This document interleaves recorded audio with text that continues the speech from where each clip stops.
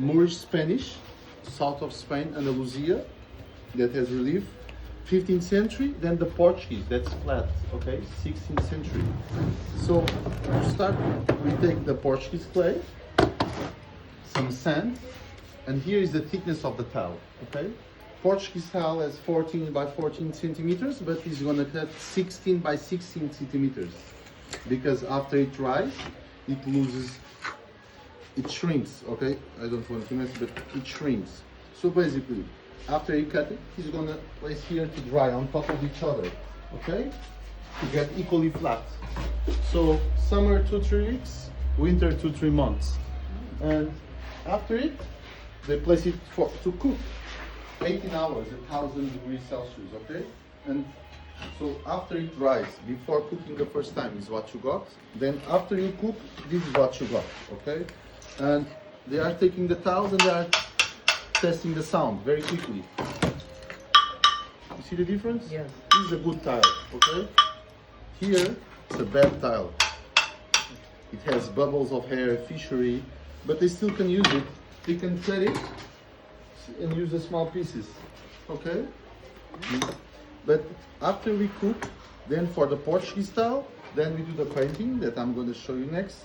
But to start with the oldest technique, here basically Egyptians, when they were doing melting metals, they saw that the sand melted as well around the furnace and had colors.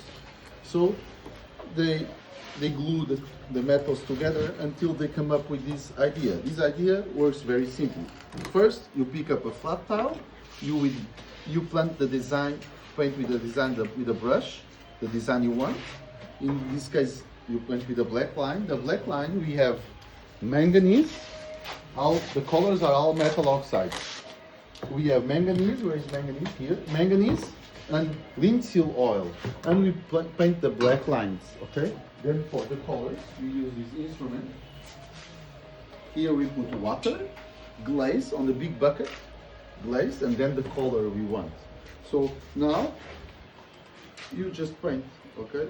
You paint between the lines.